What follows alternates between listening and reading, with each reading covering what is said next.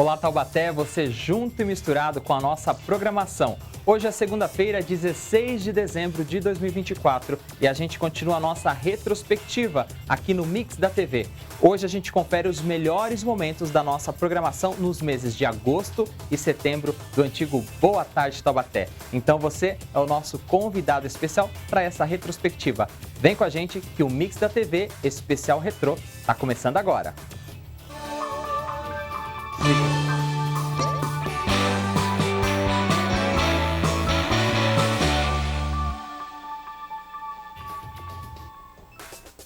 Obrigado pelo carinho da sua audiência, pela sua participação. Nesta segunda-feira, dia 16 de dezembro, a gente continua o nosso Mix da TV Especial Retrospectiva. Desta vez, nesta semana, a gente vai fazer os melhores momentos, acompanhar tudo que aconteceu na programação, tanto do Boa Tarde Taubaté, quanto aqui do nosso programa Mix da TV. Foram vários quadros, muitas informações, muitas notícias e a gente separou os melhores momentos das entrevistas para a gente reviver este momento de retrospectiva aqui juntinho com você. Então, seja o nosso convidado especial, vamos juntos lembrarmos os dados importantes que aconteceram nos meses de agosto e setembro de 2024. E a gente começa com o nosso programa de estreia. No dia 7 de agosto, o Boa Tarde Taubaté entrou no ar aqui na programação da TV Câmara Taubaté. E nós entrevistamos Dimas Oliveira para falar mais sobre a cultura aqui na cidade de Taubaté. Naquela data era o dia do documentarista. Vamos ver? Solta o play! A gente recebe orgulhosamente o cineasta, documentarista, escritor e jornalista Dimas Oliveira Júnior. Dimas, muito obrigado pela sua presença aqui no nosso programa, viu? Uma honra recebê-lo aqui. A honra é minha de estar aqui, eu que agradeço a lembrança e principalmente num dia tão especial como o dia nosso, né, do documentarista, do documentário brasileiro. Dimas, assim, todo mundo já assistiu algum documentário na vida, talvez não conheça o gênero, né? Como é que a gente pode caracterizar? Quando a gente fala de documentário, quais são as características desse produto audiovisual? Olha, as características principais são de você levar a verdade, né? Ele mostra os fatos em si como são provados através de um acervo fotográfico, imagens de arquivo, tudo. Então, é muito importante, porque ele é o registro fiel de uma época, de um assunto, de um momento político, de um momento histórico do Brasil. Eu vejo que o documentário, ele é imprescindível, principalmente na formação do jovem. Quando a gente fala de audiovisual, né, a gente lembra muito do cinema, porque o cinema é uma das artes mais antigas, mas o teatro até antecede o cinema. E o teatro é muito essa questão da ficção, né? O primeiro registro do cinema, que a gente tem aquele grande trem invadindo a sessão, todo mundo, é quase um pequeno documentário, né? Sim, na verdade, porque sim. Mostrando ali a realidade. De que forma hoje o documentário está presente na nossa vida, principalmente do brasileiro? Olha, o documentário, como você disse, né? O cinema nasceu documentando, né? E passando como o trem, como os operários saindo da fábrica, né? Apresentando registros. O documentário, hoje, eu vejo ele presente de uma maneira que ele é muito aberto, ele usa uma linguagem muito mais fácil de se absorver, principalmente quando a gente pensa, né? Que eu penso muito, Josivaldo, no jovem, de como o jovem ter a curiosidade de saber quem é ele, da onde ele veio, o porquê que ele veio, o que ele está vivendo.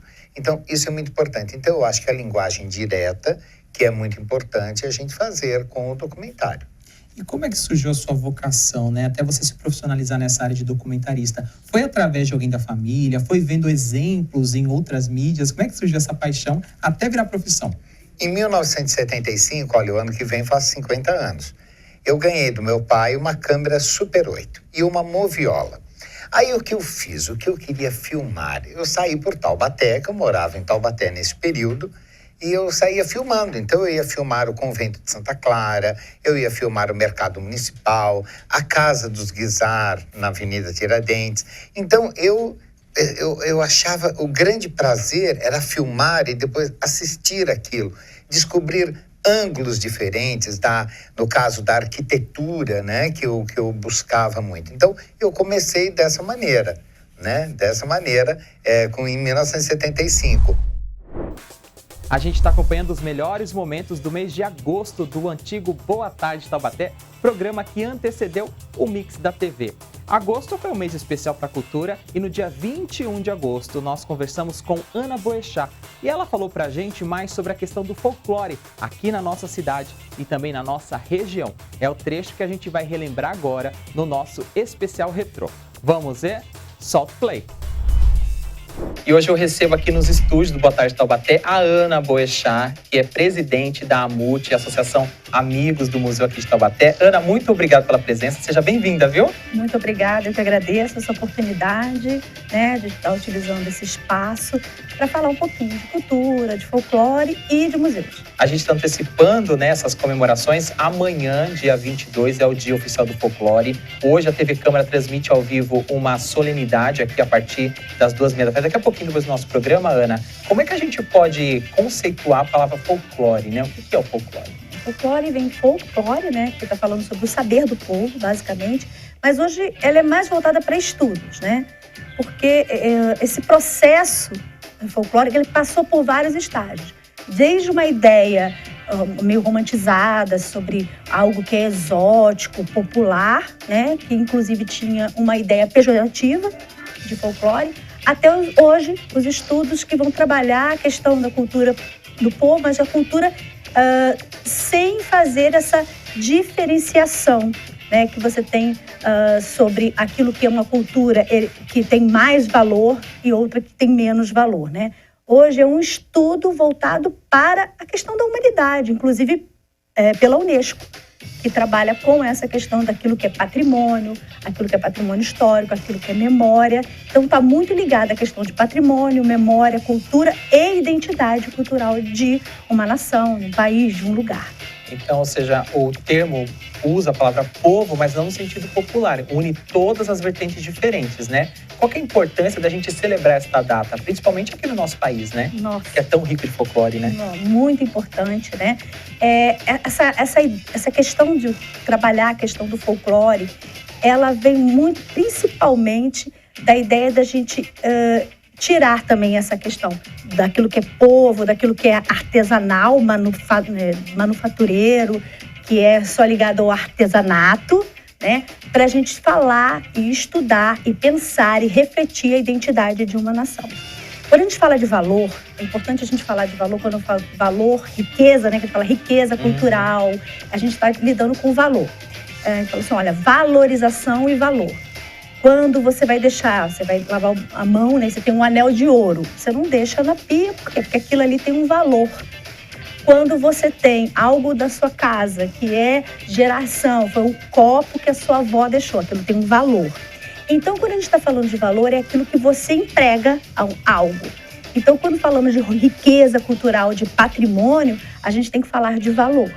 Então, aquilo só se torna valor quando a gente conversa ou reflete sobre isso.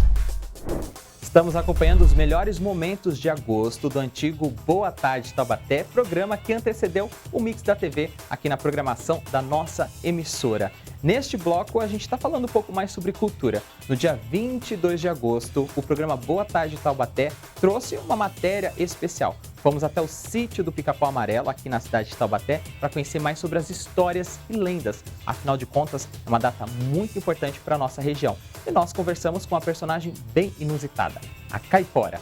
Vamos ver? Solta o play! E agora tem mais uma personagem que vai entrar aqui na nossa história e eu vou fazer um sinal para chamá-la, hein? A gente está gravando aqui no Museu Monteiro Lobato, também conhecido como Sítio do Pica-Pau Amarelo. A gente já conversou no programa de hoje com a Cuca, que falou um pouquinho mais também sobre o Saci Pererê. Já falamos agora há pouco com o Lobisomem, que contou mais detalhes pra gente da Mula Sem Cabeça. E agora eu recebo aqui mais uma personagem importante, que é a Caipora. Seja bem-vinda, boa tarde. Se alguém assoviou, a Caipora chegou. Boa tarde. Caipora, qual que é a sua história, a sua lenda que faz parte do nosso folclore brasileiro? Eu sou um duende da mata, mas eu protejo os animais. Diferente do meu amigo Curupira, que protege as matas, eu protejo os animais. E aí, quais são os seus adereços aí? O seu cabelo é sempre vermelho dessa cor ou você Sempre tá vermelho. atualizando pra moda? Não, eu sou uma prima distante do Curupira, uma amiga muito fiel. E a gente tem uma aparência muito parecida. Por isso somos confundidos na lenda do folclore brasileiro. Aproveitando a deixa, qual que é a diferença então do Curupira pra Caipora? Porque são bem parecidos mesmo, né? Sim, mas o Curupira tem uns pés pra trás, os meus são pra frente. E o Curupira também tem um cabelo de chama. O cabelo dele vira fogo. Quais são seus poderes, Caipora? Como é que você atua nas matas? Assim, se tem uma pessoa, por exemplo, devastando a mata, você faz alguma coisa para intervir?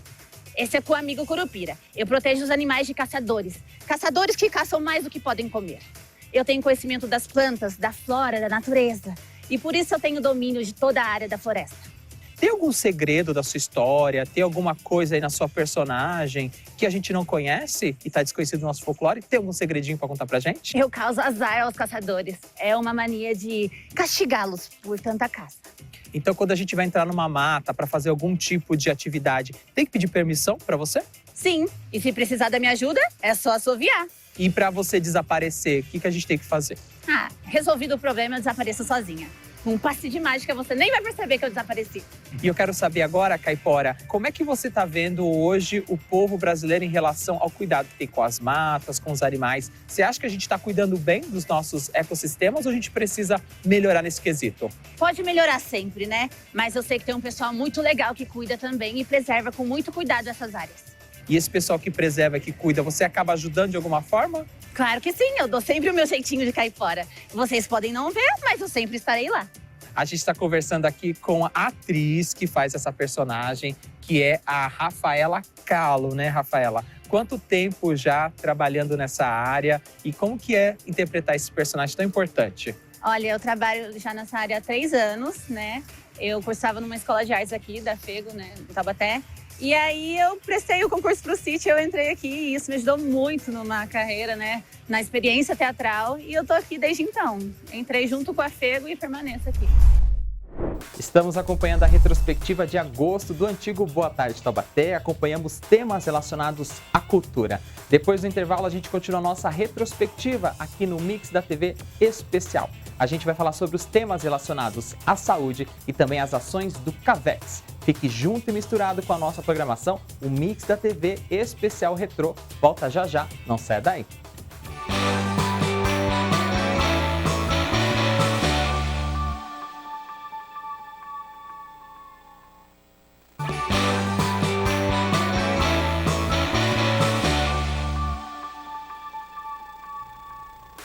Estamos de volta com o Mix da TV nesta segunda-feira, dia 16 de dezembro de 2024. Mais uma vez agradecendo ao carinho da sua audiência e também a sua participação.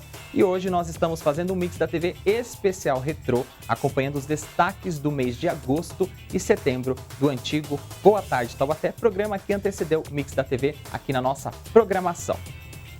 E agora a gente vai falar sobre saúde. O assunto foi destaque tanto no Boa Tarde quanto aqui no Mix. No dia 8 de agosto, nós conversamos com a nutricionista Rafaela Barbosa e ela trouxe dicas importantes para a nossa saúde. Vamos ver?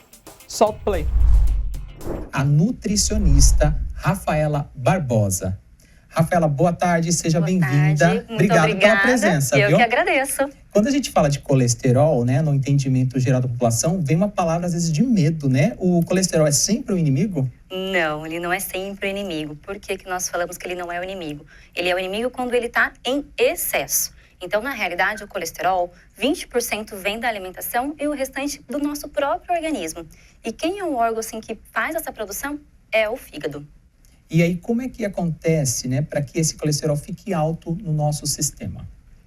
Sedentarismo, tá? Alimentação ruim em excesso, com uma frequência de um tempo muito longo, tá? História familiar, então a genética pode trazer sim esse colesterol mais alterado. O colesterol é uma importante, talvez uma lipoproteína, né? Talvez uma substância que a gente às vezes não tem tanto conhecimento. Como que a gente poderia definir ele de uma forma bem fácil? Então, como eu já havia falado, o colesterol ele é produzido através do nosso organismo pelo fígado e ele tem atuação nas células, no nosso nervo, tá? Ele também tem a sua importância para a formação de alguns hormônios, como, por exemplo, testosterona, cortisol, progesterona também para a síntese de vitamina D e também para a formação do ácidos biliares, que faz a nossa digestão, facilita a nossa digestão.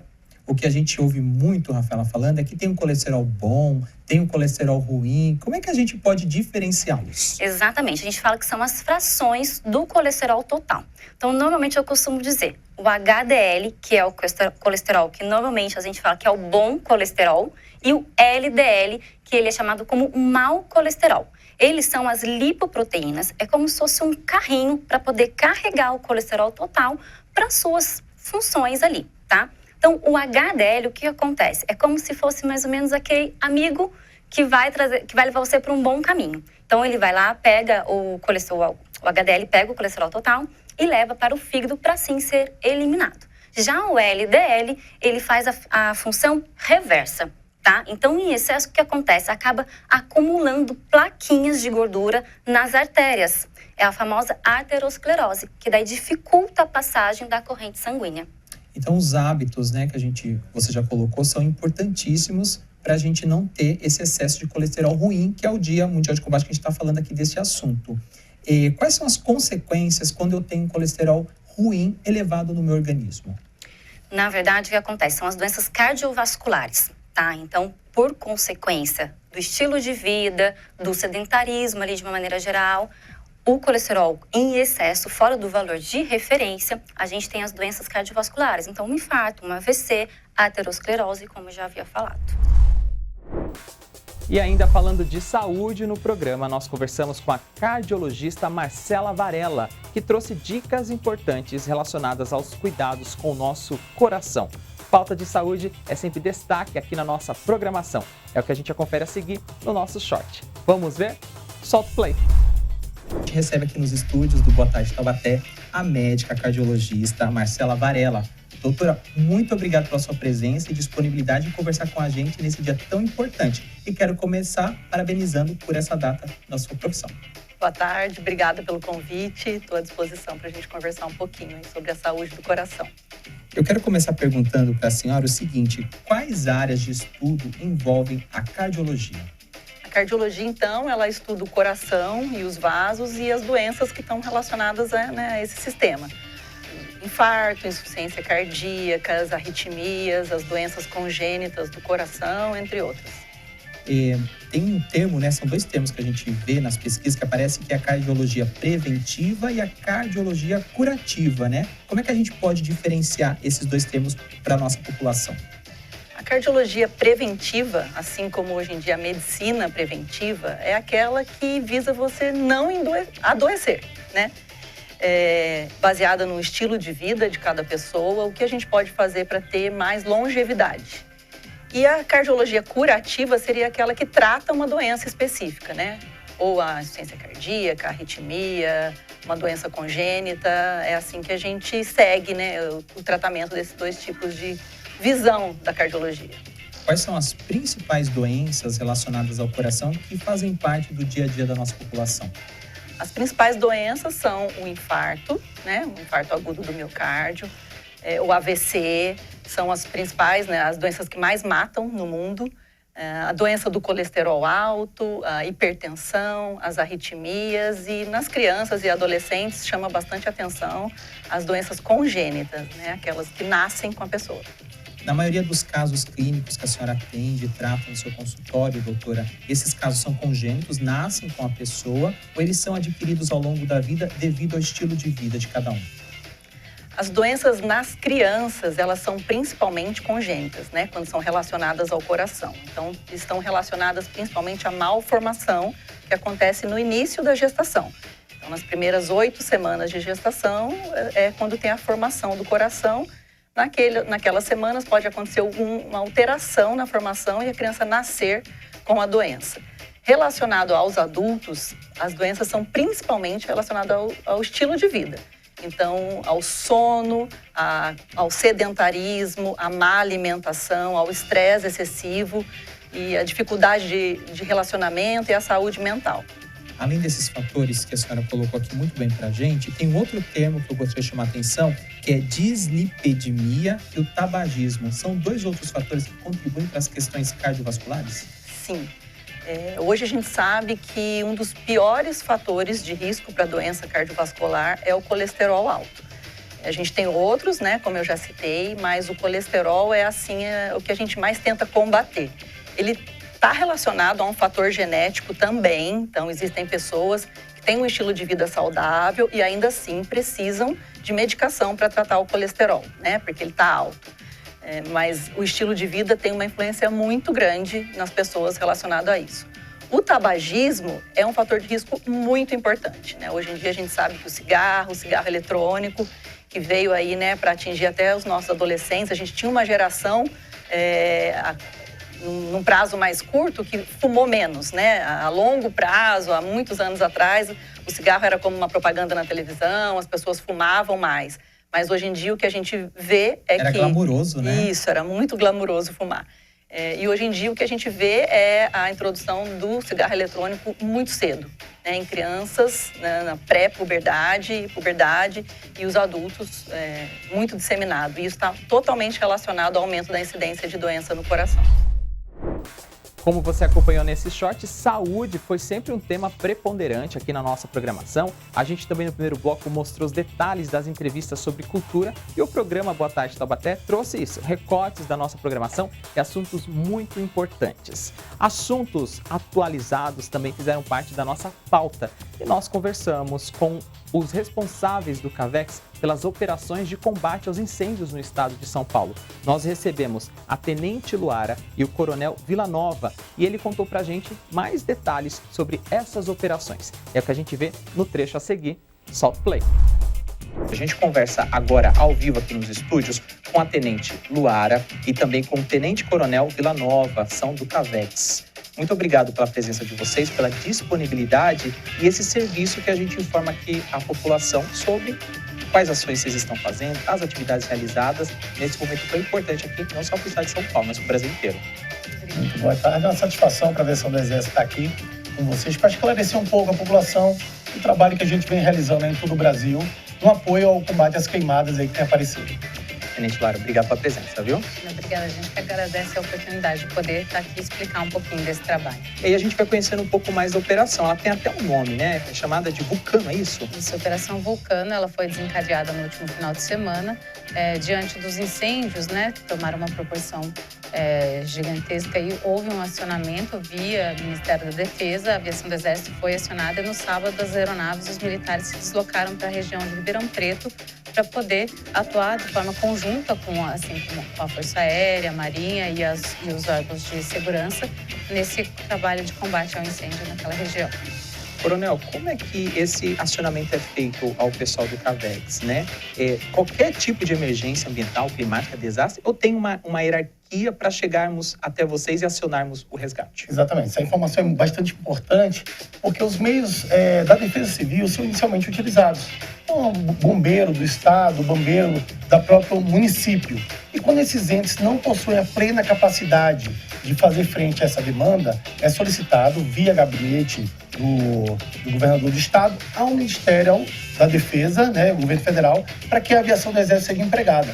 Tendo a decisão, nós recebemos via Ministério da Defesa, Comando de Operações Terrestres sediado em Brasília, a determinação para ser empregado. E dentro de poucas horas a gente vai poder entrar em ação. O nosso pessoal está sendo preparado aqui em Taubaté. No caso da Operação Vulcano, Tenente, não só o Exército participou, né? Outras áreas das Forças Armadas também tiveram presente. Isso foi um trabalho conjunto, né? Tinham 7 aeronaves lá, um avião da FAB, helicóptero da PM, 2 aeronaves da Marinha, 3 do Exército.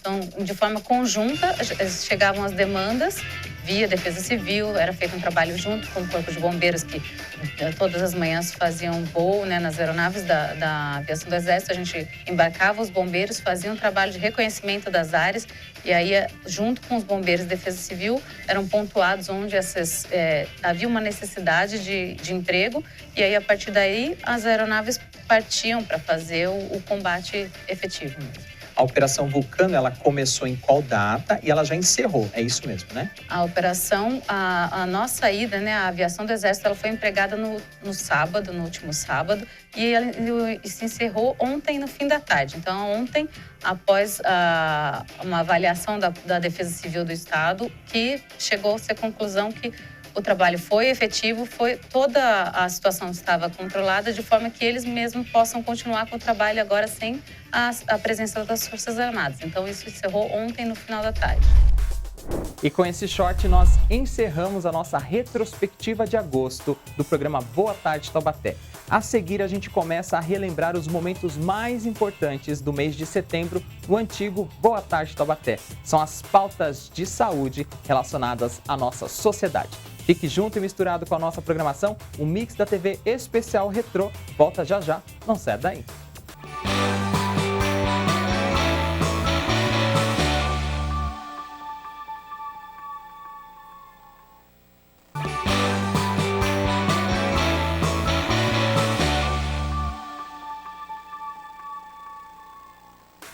Estamos de volta com o Mix da TV Especial Retrô, nesta segunda-feira, dia 16 de dezembro de 2024. Nós estamos acompanhando os melhores momentos do antigo Boa Tarde Taubaté nos meses de agosto e setembro. Nos 2 primeiros blocos desta retrospectiva, nós já acompanhamos os melhores momentos das entrevistas de agosto. Agora a gente segue com os melhores momentos das entrevistas na nossa retrospectiva do mês de setembro. E quando o assunto é saúde, o papo sempre foi importante relacionado à nossa sociedade. Nós conversamos com a farmacêutica, a doutora Paula Mendes. Ela trouxe dicas importantes sobre o assunto. Vamos ver? Solta o play. A gente recebe aqui a farmacêutica, a doutora Paula Mendes. Doutora, muito obrigado pela presença. Já começo parabenizando por esta data tão importante. Sim. Hoje é o dia da farmácia. É um dia muito importante para nós farmacêuticos. E é uma honra estar aqui hoje. Boa tarde a todos. Vamos falar então do processo de graduação, né? A gente sabe que tem cursos livres, alguns cursos técnicos, mas como que é a graduação em farmácia? Quanto tempo dura e quais são as principais disciplinas que vocês estudam? Sim. Normalmente, a graduação de farmácia, ela leva cerca de 4 anos. Algumas faculdades, 5. E ali no nosso estudo entram várias matérias, como química, farmacognosia, que é o estudo das plantas, a parte de medicamentos, entra também parte de alimentos. Então, é uma gama muito grande que o farmacêutico pode atuar aí. Então, existe formação técnica em farmácia? Existe o técnico em farmácia, por exemplo? Ele também atua junto com vocês como auxiliares, por exemplo? Sim, eles atuam mais como auxiliares. Atualmente, o técnico de farmácia não é reconhecido como um farmacêutico, embora alguns conselhos tentem isso, tem tentado, mas apenas o farmacêutico que assina. Mas sim, os técnicos ajudam muito os farmacêuticos.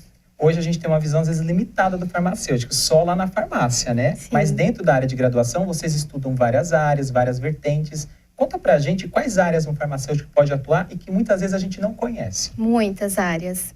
O farmacêutico pode atuar na farmácia de manipulação ou na drogaria, que é o mais corriqueiro, mas também na farmácia hospitalar, em análises clínicas, também em alimentos, pode ser responsável por uma indústria de alimentos, de repente, pode atuar na área de toxicologia, então é muito amplo a nossa área de atuação.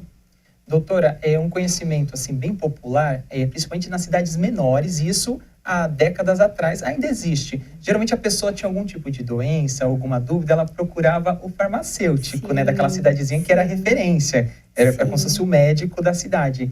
Essa prática ainda é comum e qual que é a recomendação para essas pessoas que ainda procuram um farmacêutico para se medicar? Vocês podem indicar receitas? Como é que funciona? Sim. A gente pode, sim, fazer a indicação de algumas medicações que são livres de receituário, mas é sempre importante a busca por um médico, porque a gente entende dos medicamentos e dos sintomas, mas não conseguimos diagnosticar qual é a doença em si. Para isso, precisa realmente do auxílio do médico com os exames clínicos e os exames de anamnese, né? Além de buscar medicamentos, quais outros serviços hoje o paciente pode e tem acesso, por exemplo, numa farmácia? Além dos medicamentos... Aplicação de injeção, por exemplo, aferição de pressão. Aferição de pressão, medição de glicemia, pode ter o suporte farmacêutico também, né, que a gente chama de atenção farmacêutica, do melhor uso do medicamento, para que vai usar, os horários, qual é a melhor posologia ali para aquela medicação. A senhora falou sobre drogaria e farmácia, tem uma diferença, né? As pessoas acabam vendo isso como uma coisa só. Poderia diferenciar para a gente o que difere de uma farmácia para uma drogaria, por exemplo? Drogaria, normalmente, são produtos já industrializados, que já vendem pronto. E na farmácia, ela é produzida ali, né? A gente mesmo que prepara as medicações de acordo com o receituário. Acompanhamos um short relacionado à saúde e o tema sempre foi importante aqui no programa Boa Tarde Taubaté. Saudade do programa, que agora se chama Mix da TV. A gente também conversou com Rosana Almeida, coordenadora de um curso superior de enfermagem aqui em Taubaté. Ela e suas alunas estiveram na Câmara para trazer dicas e ações preventivas relacionadas à área da saúde. É o que a gente acompanha a seguir. Vamos ver? Solta o play! E a gente começa o nosso quadro conversando aqui com a coordenadora do curso, que é a professora Rosana de Almeida. Muito obrigado aqui pelo tempinho para a gente conversar. Além disso, a gente tem a presença de duas alunas aqui, que é a Edna Silva e a Lucimara Félix. Professora, o que vocês estão fazendo esta semana aqui na Câmara? Quais são as ações preventivas? Nós estamos dando orientações de todas as formas, né, com relação à saúde. Um exemplo que eu posso dar sobre câncer de mama, câncer de colo de útero, câncer de próstata e realizando sinais vitais. E nesse dia de hoje, já aqui, nós já verificamos uma PA muito elevada. Até uma das nossas alunas, a Daniela, já acompanhou a funcionária aqui da Câmara para o pronto-socorro municipal, porque a PA dela estava muito alta. E é muito importante que todas as pessoas verifiquem as suas pressões arteriais, porque vindo disso aí, né, você pode ter graves problemas de saúde. Professora, qual que é a pressão arterial ideal, considerando que o nosso telespectador, a nossa telespectadora está em casa e às vezes tem sintoma? Isso tem sido um assunto recorrente aqui no nosso programa. Quais dicas que a senhora deixa? Olha, o que diz a literatura, que o ideal seria 12/8, 120/80. Nós colocamos assim. Que vocês bebam muita água, né? Relaxem, tenham muita paz, que é o que eu tenho para dizer. Vivam uma vida boa, uma vida saudável, para que você tenha uma pressão boa, estabilizada. É o que eu tenho para dizer. Além do serviço de aferição de pressão aqui na Câmara hoje, também estão sendo realizados outros serviços. Por exemplo, professora, na questão de glicemia, né? O que a senhora pode dar de dicas e como é feito esse teste? Olha, aqui nós trouxemos o nosso aparelhinho, né? Que é o aparelho de glicemia, que a gente chama de glicosímetro. Com uma gotinha de sangue, você pode estar aferindo a sua glicemia e você vai poder saber a quanto anda, né, a sua quantidade de açúcar no sangue. O ideal é que você não coma uma quantidade elevada de açúcar, né? Então, o que eu tenho para dar de dica para você é que você tenha hábitos saudáveis com relação à sua alimentação. E no dia 21 de setembro celebra-se o Dia Nacional de Luta da Pessoa com Deficiência. E o programa Boa Tarde Taubaté fez uma edição especial no dia 18 de setembro sobre este assunto. A gente trouxe várias matérias importantes e também conteúdos relacionados à causa. É o que a gente acompanha no short a seguir. Vamos ver? Solta o play! No ar mais um Boa Tarde Taubaté nesta quarta-feira, dia 18 de setembro. No próximo sábado, dia 21 de setembro, celebra-se o Dia Nacional de Luta da Pessoa com Deficiência. A população com deficiência no Brasil foi estimada em 18,6 milhões de pessoas de 2 anos ou mais, o que corresponde a quase 9% da população dessa faixa etária. O indicativo faz parte da Pesquisa Nacional por Amostra de Domicílios, a PNAD, e também Pessoas com Deficiência 2022, lançada em Brasília pela Secretaria Nacional dos Direitos da Pessoa com Deficiência, do Ministério dos Direitos Humanos e da Cidadania e também do Instituto Brasileiro de Geografia e Estatística, o IBGE. A data foi oficializada somente em 14 de julho de 2005, através da Lei Federal número 11.133, e é fruto de ação do Conselho Nacional dos Direitos da Pessoa com Deficiência. O dia foi escolhido pela proximidade com a primavera e o Dia da Árvore, numa representação do nascimento das reivindicações de cidadania e participação plena em igualdade de condições. Espero então que este programa de hoje tenha ajudado você a refletir sobre esta causa importante e que a gente possa levar esse dia por todos os nossos 365 dias do ano, que a gente consiga fazer esta luta, esta bandeira e esta causa se torne nobre em todos os tipos de política, sejam públicas e também através de associações e empresas particulares. Lembrando que todos esses shots estão disponíveis na nossa programação no nosso canal youtube.com/TVC Taubaté. Lá tem uma playlist completa do programa Boa Tarde Taubaté e você acompanha na íntegra todas essas entrevistas e também os outros quadros do nosso programa. A seguir, a gente continua a nossa retrospectiva 2024 do Boa Tarde Taubaté. Os assuntos são relacionados ao esporte e ao turismo. Fique junto e misturado com a nossa programação. O Mix da TV volta já já, não sai daí.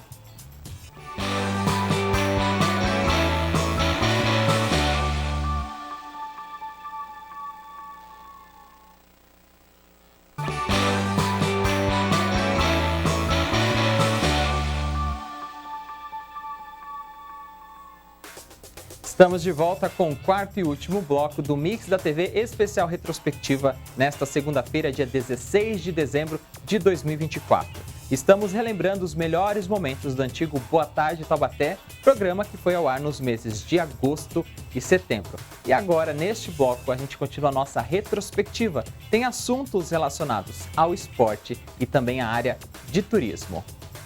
Quando a gente fala de esporte, a gente não pode esquecer da entrevista que a gente fez com o árbitro de handebol, Fábio Passos. Ele contou mais detalhes sobre a carreira e também sobre a modalidade. Vamos ver? Solta o play! A gente recebe aqui nos estúdios do Boa Tarde o Fábio Passos, que é árbitro profissional de handebol. Fábio, muito obrigado pela sua presença, sua disponibilidade. Já começo parabenizando por esta data tão importante. Boa tarde a todos, obrigado pelo convite aí, por estar aqui para falar um pouco de árbitro, né? Poucas pessoas têm essa ideia aí, mas parabéns para a ideia. E aproveitar o momento para dar os parabéns a todos os árbitros, não só do handebol, mas de todas as modalidades do Brasil inteiro. Como é que é a sua história, Fábio, até chegar a ser árbitro juiz, né? Como é que foi a sua trajetória de formação? Lá atrás, né, eu jogava handebol, né? Aí, na vida tem vários ciclos, né? E eu sempre gostei da arbitragem, né? A forma de conduzir o jogo, foi um olhar que eu tive ali. E foi uma forma que eu achei de estar inserido no mundo do alto rendimento. Não como atleta, né? Que como um ciclo, e sim como um árbitro. Eu me achei para estar ali no esporte ainda. Cada modalidade, né? Cada esporte tem uma formação diferente, obviamente. Como que é essa formação no handebol, né? Quanto tempo dura? Quais são os requisitos mínimos para se tornar um árbitro profissional? Sim, os requisitos mínimos tem que ter 18 anos, formação em ensino médio, e após essa exigência você faz um curso na Federação Paulista, né? No caso eu sou árbitro da Federação Paulista e também da Confederação, como fosse uma CBF no futebol, comparando com o futebol, né? Aí você faz o curso de arbitragem da Federação Paulista, aí com o seu desenvolvimento você vai, né, atuando em jogos de categorias mais inferiores, até ter você vai evoluindo até chegar no ápice, né? Assim, cada um com os objetivos, né? No seu caso, quanto tempo durou essa formação inicial? Todos passam por esse mesmo processo? Tem uma base de formação comum? Sim, no geral, essa forma que eu falei anteriormente. Eu estou nessa estrada aí faz 15 anos. Então, lá em 2009, resolvi, né, me direcionar para a arbitragem. Aí começou essa minha caminhada aí, né? Essa longa caminhada. E, Fábio, não adianta só ter uma formação única, uma única vez, né? O profissional, ele precisa estar se atualizando. Vocês fazem reciclagens, treinamentos, novas capacitações? Por exemplo, as regras do handebol mudaram, por exemplo, nos últimos tempos? Sim. As regras do handebol, assim, a cada ciclo olímpico ou ciclo mundial tem umas adaptações, acrescenta algumas regras. E ao longo da temporada, é dividido em 2 semestres. Nesse semestre, a gente passa por avaliações, testes físicos, teste de vídeo, teste teórico, sempre tem essas avaliações para estar aperfeiçoando ainda mais a arbitragem. Para quem pensa em seguir na sua área, vamos falar do handebol, lembrando que tem outras categorias, outros esportes, mas o que é um impeditivo hoje para se tornar o árbitro ou numa reciclagem, no treinamento, você ser excluído dessa profissão? Quais são os delimitadores aí? No caso, esses delimitadores seriam assim, você não está apto fisicamente ou não está passando no teste na prova teórica, por exemplo, né? Você é afastado indeterminado. Não, você fica numa reciclagem, fica ali fazendo os seus estudos. Numa próxima oportunidade, você se dedica mais para poder reingressar novamente no quadro. Né? Se for excluído, você está tempo bloqueado, mas nada que você possa retornar ao quadro. E no dia 25 de setembro foi comemorado o Dia do Radialista e nós conversamos com Alexandre Soledad. Ele contou mais detalhes da sua carreira e também os bastidores desse meio de comunicação incrível. Vamos ver? Solta o play! A gente recebe aqui nos estúdios do Boa Tarde o radialista Alexandre Soledade, que é profissional da área há mais de 4 décadas. Alexandre, é uma honra recebê-lo aqui. Muito obrigado, viu, pela sua disponibilidade e já começo parabenizando por essa data. Obrigado, meu querido. Sem dúvida nenhuma, Josivaldo, amigos da TV Câmara, uma alegria muito grande poder falar do Dia do Rádio. Porque é o veículo de comunicação número 1, é o veículo de comunicação que atinge todas as pessoas. O rádio, ele continua sendo uma coisa muito diferente, né? Diferente da televisão, diferente da internet. O rádio ainda atinge de uma forma diferente as pessoas. Então é importante que a gente possa falar cada vez mais do rádio, que a gente possa destacar cada vez mais o rádio, porque a gente sabe da importância dele no nosso meio. Alexandre, essa inspiração veio de família e como que você constrói a sua trajetória dentro desse meio tão importante? Olha, é muito engraçado, porque eu comecei em rádio muito novo. Eu comecei com 13, 14 anos. Meu pai trabalhava em rádio, meu pai era repórter da equipe de esportes da Rádio Clube de São José dos Campos, o querido Alberto Simões e tantos outros nomes famosos do rádio de São José. Minha mãe era operadora de áudio da Rádio Piratininga. E eu não me ligava muito no começo, né? Só depois, eu gosto muito de esporte, eu sempre gostei muito de futebol. E eu me lembro que quando eu era criança, com 11, 12 anos de idade, eu ouvia muito a Rádio Bandeirantes de São Paulo, Fiore Giliotti, o doutor da torcida brasileira, Enio Rodrigues, e tantos outros nomes importantes aí do rádio de São Paulo. E eu me lembro que eu montava, até contei esses dias, né, num programa, montava uma mesinha de frente à televisão e ficava narrando o jogo, né? Narrando o jogo de futebol, já improvisando, narrando o jogo de futebol. Mas eu sonhava em ser narrador de futebol. Sonhava em ser narrador de futebol, adorava tal, né? Aí chegou, acho que eu tinha de 13 para 14 anos, eu virei para o meu pai e falei: pai, eu quero trabalhar em rádio. Meu pai conhecia o senhor Ivan Mimessi, que era gerente da Rádio Clube na época, e me levou lá. O senhor Ivan, ele quer trabalhar em rádio, tal. O que o senhor acha, né? O menino pode trabalhar? Pode, claro, João, vamos botar ele aí. E chamou o Mina Santos, que era coordenador de programação na época. A gente está falando do começo dos anos 80, por aí, mais ou menos. Era 1983, 84. 1984, né? Aí o Minas virou pro senhor Ivan: não, senhor Ivan, pode deixar que eu vou levar ele lá para cima para ensinar ele a operar. Não, ele não vai operar. Eu quero que ele entre direto na redação. Eu já entrei direto na redação. Minas Santos me levou para a redação, ali eu já conhecia, né, de nome e tal, Jorge Lemes, que já falecido foi irmão do Levi Brederick, aqui de Taubaté, tio do Herbert Brederick, aqui de Taubaté, José Maria Nunes de Assis, Roberto Montenegro. Então, a minha escola foi dentro do rádio. E trabalhando com uma nata profissional, né? Gente muito boa, tal. Eu tive Cláudio Brasil, né? Então, a gente, pai do Carlinhos Brasil, que hoje é cinegrafista da TV Vanguarda. Então, eu tive a oportunidade de trabalhar com os melhores profissionais do rádio, né? E já comecei dentro de uma redação. E no dia 26 de setembro foi comemorado o Dia Mundial do Turismo e nós conversamos com Bruno Martins, que é um empreendedor da área aqui na cidade de Taubaté. Vamos relembrar essa entrevista a partir de agora no nosso short. Vamos ver? Solta o play! Para a gente falar mais sobre este assunto, a gente conversa agora com o Bruno Martins, que é proprietário de uma agência de turismo. Bruno, muito obrigado pela sua presença, disponibilidade. Seja bem-vindo aqui ao Boa Tarde Taubaté. Eu que agradeço pela oportunidade de falar com vocês nesse dia tão importante que é o Dia Mundial do Turismo, né? Esse dia foi criado em 1980 para promover e desmistificar e ver a importância do turismo para a cultura, para o engajamento. Ou seja, é uma coisa muito importante que move muitas cidades e move muita família, porque dá muita oportunidade de emprego e dá uma rentabilidade super bacana, ainda mais para os destinos que vivem do turismo, né? Então é uma coisa muito importante realmente.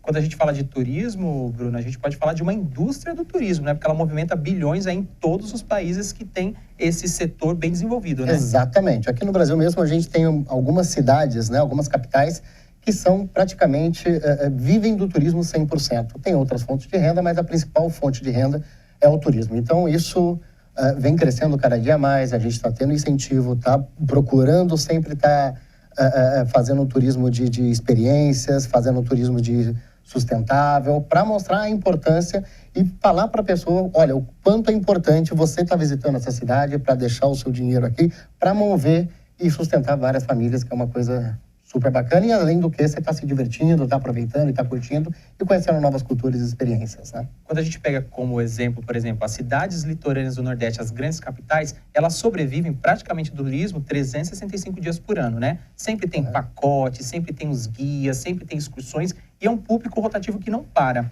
Vamos fazer um paralelo com Taubaté? Taubaté tem um potencial para manter um turismo ativo durante todos os 12 meses? Olha, nós temos sim. Eu falo ainda que a gente está numa região privilegiada. A gente está entre São Paulo e Rio de Janeiro. A gente tem tudo aqui no nosso fácil acesso. Taubaté é uma região rica de cultura, de história. Tem muita coisa para fazer. A região do Vale da Mantiqueira, o nosso litoral norte, turismo religioso, cultural, de ecoturismo. Ou seja, a gente tem muita coisa para fazer. Ainda é pouco explorado. Eu acho que a gente precisa trabalhar mais para promover o turismo para a nossa região, porque você tem turismo o ano todo aqui. E nós estamos preparados, tem os profissionais capacitados, tem os lugares, a gente tem uma rede hoteleira bacana aqui. Eu tiro faço um paralelo com a Aparecida, que a gente tem, está chegando dia 12 de outubro, a gente vê a quantidade de pessoas, de turista que vem, claro, romeiros, que é o turismo religioso, mas a quantidade de oportunidade que tem da gente pegar até esse mesmo turismo e trazer para a região e fazer um turismo sustentável aqui para agregar toda a região. Agora, com tantos anos de experiências no mercado de turismo, quais são os destinos mais procurados aqui pelos taubateanos, pelas taubateanas? O que eles mais desejam e almejam? Olha, quando a gente fala do turismo aqui, quando a gente fala para uma viagem de carro e coisa e tal, a gente acaba pegando bastante aqui a Serra da Mantiqueira, o litoral norte também, que é o nosso quintal aqui, que estamos muito próximo, né? Agora, quando a gente fala de tá indo para o Nordeste ou para o Sul, a gente já fala dos litorais da Bahia, do Ceará, de Alagoas, e para o Sul ainda, apesar de nós termos a nossa linda Campos de Jordão aqui, o pessoal gosta muito das Serras Gaúchas, vai muito para o Rio Grande do Sul. Chegamos ao final do nosso Mix da TV, edição especial retrospectiva 2024. Acompanhamos os melhores momentos dos meses de agosto e setembro no antigo Boa Tarde Taubaté. O nosso programa continua a nossa retrospectiva, mas amanhã, terça-feira, você acompanha os destaques de tudo que aconteceu na casa, aqui nos últimos dias e também a ordem do dia das últimas sessões do ano aqui na Câmara de Taubaté.